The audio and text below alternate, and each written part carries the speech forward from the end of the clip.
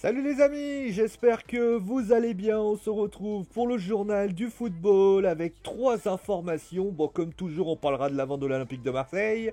Ça fait des vues et finalement, Mohamed Ajroudi, on a envie de lui dire merci. On continuera avec Kylian Mbappé qui pourrait jouer contre l'Atalanta Bergame. Et on terminera avec Arthur Melo. Ah, Mohamed Ajroudi, c'est un peu notre storyline de la WWE, c'est-à-dire qu'on a envie de dire, voilà, depuis, en fait, il n'y a pas un jour où on ne mentionne pas Mohamed Ajroudi, clairement. Alors souvenez-vous, il y avait eu notamment l'ultimatum des 10 jours ouvrés, qui avait été expliqué, donc qui avait d'ailleurs, vous avez été très nombreux à regarder dans le journal du football, et on vous en remercie. Mais samedi soir, eh bien, le clan Ajroudi a lancé une immense information.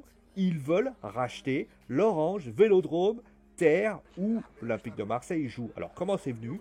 En fait, l'histoire est simplement venue du fait que l'adjoint au maire de Marseille a dit qu'il voudrait se séparer du stade Vélodrome coûtant trop cher. Ça a fait tilt du côté de Mohamed Ajroudi qui a dit à ce moment-là que tout simplement il voulait rendre aux Marseillais leur maison de toujours. Alors l'homme d'affaires aurait fini par utiliser la voie médiatique puisque la mairie n'aurait pas donné signe de compte. Alors est-ce que c'est on va dire une nouvelle pression? Est-ce que c'est quelque chose? Est-ce que c'est aussi un moyen pour Mohamed Ajroudi d'acheter le stade pour ensuite faire pression du côté du clan McCourt en disant vous allez enfin nous écouter parce que vous n'avez pas tellement le choix? C'est possible. En tout cas, ce qui est certain, c'est que l'Olympique de Marseille continue à travailler malgré tout, puisqu'ils sont sur Cairo Henrique, joueur de l'Atlético Madrid. C'est sans doute la nouvelle que le Paris Saint-Germain attendait. On a eu énormément de blessés également du côté de Lyon. On a eu notamment Levin Kurzawa, Marquinhos, mais que ça va mieux. Marquinhos, c'était des crampes a priori. Tout y devrait aller pour le mieux. À tous devrait bien aller. Il n'y a pas eu d'alerte. Tout comme Thiago Silva d'ailleurs. Tout semble bien aller. Pour Thilo Kehrer, ça va mieux. Pour Juan Bernat, il devrait rejoindre le groupe très prochainement. Donc les choses semblent aller. Par contre, il y en a un qu'on attend bien sûr comme réponse, c'est Kylian Mbappé. On a pu le voir, Kylian Mbappé s'est blessé, entorse de la cheville. Alors, on va prendre les choses très claires. On va dire entorse de la cheville avec lésion ligamentaire. Ça estime son absence et serait estimée à 3 semaines. Et le truc, c'est que on a pu le voir du côté de Lyon. Kylian Mbappé déjà ne vient plus en béquille. Il ne vient plus en béquille et a priori, il aurait déjà commencé à trottiner à l'entraînement.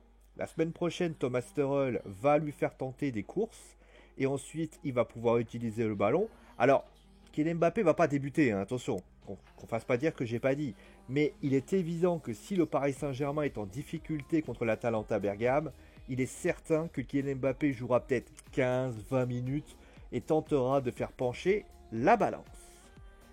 On passe maintenant à Arthur Melo. On pourrait dire Arthur Melo contre le président Bartomeu parce que c'est clairement ce qui se passe. Je vous ai dit en début de semaine dans le WordPress que Arthur Melo a refusé tout simplement de revenir à Barcelone. La raison est simple, c'est qu'il n'a pas apprécié la manière dont les choses ont été faites. Il veut aller à la Juve, ça c'est pas de souci.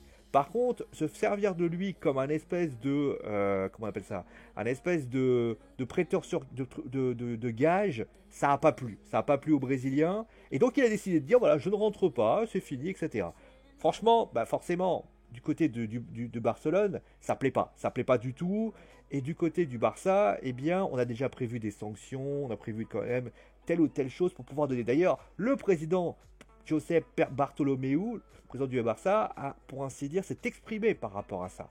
Et d'ailleurs, il a qualifié le comportement d'Arthur Melo qui est injusticiable et incompréhensible quand on sait notamment les enjeux, etc., etc. D'ailleurs, il a expliqué qu'il avait trouvé un accord par rapport notamment à cette saison, mais que finalement c'est incompréhensible. Cela, il dit voilà, je le cite, on a trouvé un accord jusqu'à que le Ligue des Champions ne prenne pas fin. Il continuerait à jouer au Barça tant en Liga qu'en Ligue des Champions. C'est un joueur qui a une certaine importance dans l'équipe, mais il n'est pas revenu au retour des vacances. C'est un acte inadmissible, inacceptable. C'est pour ça qu'on a ouvert un dossier contre lui. Il n'y a aucun argument qui justifie son absence. Il a appelé et dit je ne vais pas revenir, je reste au Brésil. Sa décision, personne ne lui a donné l'autorisation. Alors, encore une fois, Tout ceci, on sait pas, on pourra bien sûr démêler le vrai du faux, puisque pour information, le clan d'Arthur Melo a dit carrément le contraire. Donc il y a eu des choses qui se passent. D'ailleurs, le président Bartolomeo s'est exprimé notamment sur les différents dossiers Martinez et Neymar. Il a carrément démenti. Il n'y aura pas de transfert. D'ailleurs, il parle même de vaches maigres durant les prochaines années. Après, vous savez, le Mundo Deportivo aime tellement cumuler des rumeurs. Là, demain, on va annoncer que Neymar veut repartir au Barça. Allez, c'est la fin bien sûr de ce journal du football. J'espère que l'émission vous a plu. Portez-vous bien. Gros bisous tout le monde et à la prochaine.